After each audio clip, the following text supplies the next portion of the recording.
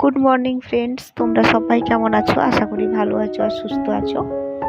আমিও ভালো আছি। আজকে আবারও একটি নতুন ব্লগে তোমাদের সবাইকে স্বাগত জানাচ্ছি। আই হোপ ব্লগটি ভালো লাগবে। সকালবেলায় উঠে ঘুম থেকে ফ্রেশ হয়ে নিয়েছি আর চা খেয়ে নিয়েছি, চা বিস্কিট খেয়ে নিয়েছি। তারপর থেকেই যে ভিডিওটা অন করলাম। সবসময় তো সব জিনিসটা দেখানো সম্ভব হয় না, তো আজকে একটু তাড়াতাড়ি উঠেছি, অনেকটাই তাড়াতাড়ি উঠেছি, কিন্তু ভিডিও অন করলাম প্রায় ওই 6টা নাগাদ, 5:30 নাগাদ আজকে ঘুম থেকে উঠে গেছি। শরীরটা খুব একটা ভালো ছিল না আমার, অনেক দিন ধরেই শরীর খারাপ যাচ্ছে, কিন্তু তাও যতটুকু পারছি তোমাদের সামনে আমার এই ডেইলি লাইফস্টাইলটা তুলে ধরছি। যদি ভালো লাগে অবশ্যই ভিডিওতে একটা লাইক করে দেবে।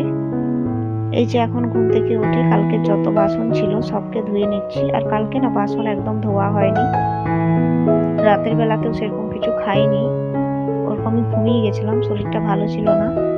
আর বাসনপত্র ওরকম ভাবে পড়ে রয়েছিল, তো সকালবেলায় উঠে বাসনপত্রগুলো ধুয়ে নিলাম। আর একটু মেঘ করছে, কখনো কখনো আবার রোদ দিচ্ছে, খুব বাজে একটা পরিস্থিতি, কিছু করার নেই। এইরকম ভ্যাবসা গরম নিয়ে কাজ বাজ করতে হচ্ছে। আর আজকে রান্না ভাবছি সেরকম কিছু বেশি কিছু করব না। তো রান্নার কাজে যাওয়ার আগে ঘরটা ভাবছি একটু ভালো করে ঝাড় দিয়ে নিই। ঘরে রোজ ঘরটা না মুছতে পারলেও প্রতিদিন যদি ঘরটা ঝাড় দিয়ে নিই তাহলে দেখবে ঘরটা অনেকটা ভালো থাকে। তো কালকে যেহেতু ঘর দোর মোছা হয়েছে, তো আজকে শরীরটা ভালো নেই বলে আজকে আর ঘর মোছার কাজটা রাখতে চাইছি না, সেরকম ভাবে নোংরা হয়নি, তো তার জন্য ঘরটা একটু ঝাড় দিয়ে নিচ্ছি। আর তোমরা যারা ভিডিওটি দেখছো প্লিজ একটা লাইক করে দিও। আর এই যে চালের ড্রামটা দেখতে পাচ্ছ, এখানে প্রায় ওই 5-6 কেজি 10 কেজির কাছাকাছি চাল ধরে যাবে।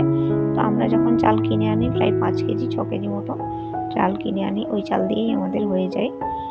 দুবেলা ভাত খাওয়া হয়, দিনের বেলাতেও রাতের বেলাতেও। রাতের বেলায় আগে রুটি খেতাম, তো এখন গরমের জন্য ভাত খাই, আর রুটিটা খাওয়া হয় না। রুটি খেলে আমার একটু সমস্যাই হয়, বিশেষ করে পেটের সমস্যা বলতে পারো। তো তার জন্য শীতকাল ছাড়া আমি সেরকম রুটি খেতে চাই না।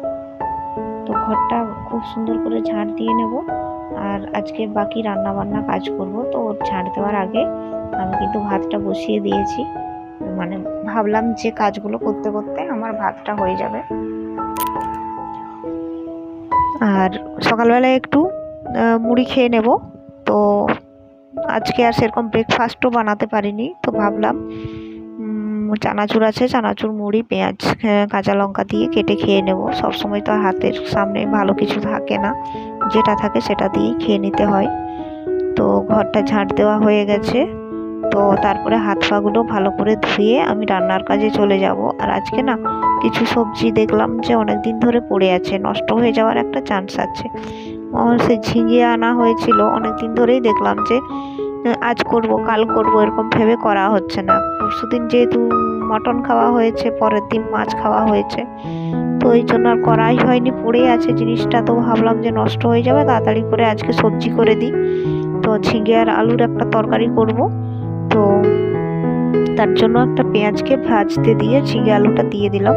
আর এখানে মশলা দেওয়া বলতে ওই আদা রসুন আর কাঁচা লঙ্কা বাটা, ব্যাস এইটুকু দিয়েই করেছিলাম। তো পুরো রান্নার ভিডিওটা তোমাদের সামনে আনতে পারিনি।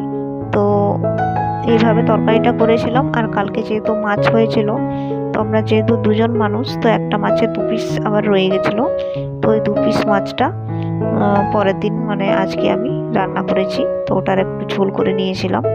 তো আমি মাছে সবসময় বেশিরভাগ সময় সর্ষে বাটা দিই, তো আজকে যেহেতু একটাই মশলা করেছিলাম ওই ঝিঙে আলুর তরকারির জন্য, আদা বাটা রসুন বাটা আর একটু কাঁচা লঙ্কা বাটা, তো ওই মশলা দিয়ে মাছটাও করে নিলাম। তো একটু পেঁয়াজ ভেজে নিলাম হলুদ দিয়ে, তারপরে মশলা দিয়ে ভালো করে কষিয়ে আর জল দিয়ে দিলাম, আর পরে একটু জিরে গুঁড়ো দিয়ে দিলাম, ব্যাস একটু হালকা পাতলা মাছের ঝোল, এটাই যা। তো তোমাদের যদি ব্লগটি ভালো লাগে অবশ্যই একটা লাইক করে দিও, আর পরের দিনের ব্লগের জন্য তোমরা সুস্থ থাকো। আজকে আমি এতদূর পর্যন্তই ব্লগটা রাখলাম। তো এই 2 পিস মাছ ছিল, 2 পিস মাছে আমাদের দুজনের মাখা মাখা একটু ঝোল করে নেবো, ব্যাস আজকের আমার খাওয়া দাওয়ার এই মাছ থাকছে আর ওই ঝিঙে আলু তরকারি থাকছে, এই দুটো জিনিস দিয়ে আজকে পেরিয়ে যাবে। তো বন্ধুরা আজকে আমি এতদূর পর্যন্ত রাখলাম, দেখা হবে আবার কালকে তোমাদের সামনে অন্য নতুন একটা ব্লগে। ততক্ষণে সবাই সুস্থ থাকবে।